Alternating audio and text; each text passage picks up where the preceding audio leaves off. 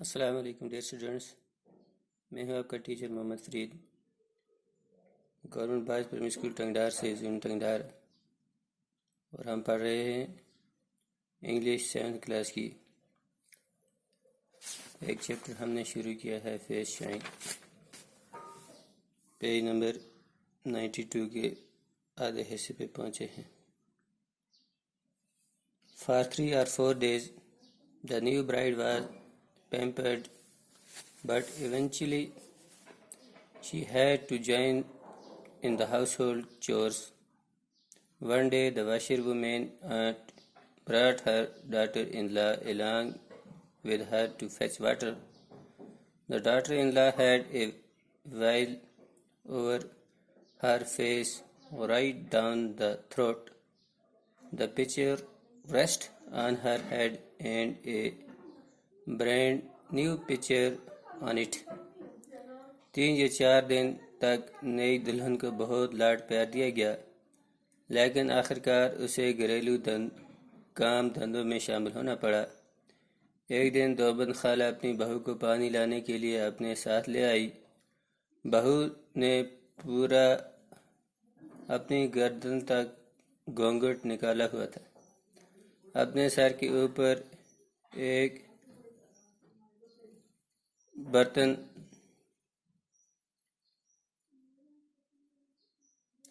और इसके ऊपर एक बिल्कुल नई घाघर रखे हुए। The well was near our house.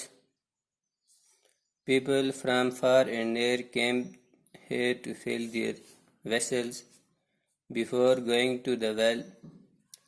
The 2 women came to our house, and the mother-in-law made the daughter-in-law touch the feet of my mother, my aunt, and my sister-in-law. All the 3 ladies of our house blessed her. May you and your husband live to a ripe old age. But after they left, they raised another ripple in our house. कुआं हमारे घर के नज़दीक था। आसपास के लोग वहाँ अपने बर्तन पानी भरने के लिए आया करते थे। कुएं पर जाने से पहले वो दोनों औरतें हमारे घर आईं और सास ने अपनी बहू से मेरी माँ, खाला और भाभी के पैरों को छुआ। हमारे घर की तीनों औरतों ने उसे दुआ दी, तुम्हारे और तुम्हारे खामन की बहुत लंबी उम्र हो। लेकिन उनके चले जाने के बाद हमारे घर में एक दूसरा वबाल खड़ा हो गया। The bride has such a lovely gait, like that of a peacock dancing. दुल्हन की चाल कितनी प्यारी है, मानो कोई मोर नाच रहा हो। Mother and aunt were well-meaning women who appreciated others and also condemned where condemnation was called for. But my sister-in-law was young and did not like another being praised. Peacocks are dark, but she is so fair. Praising her like this would amount to saying that a swan is dancing.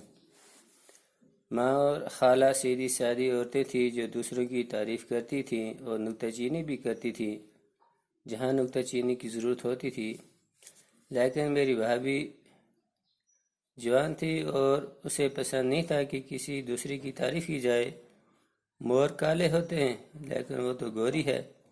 इस तरह उसकी तारीफ़ करने का मतलब ये कहना होगा कि एक हंस नाच रहा है। जिससे हमारा पेज 92 ये कंप्लीट हो गया। Thank you.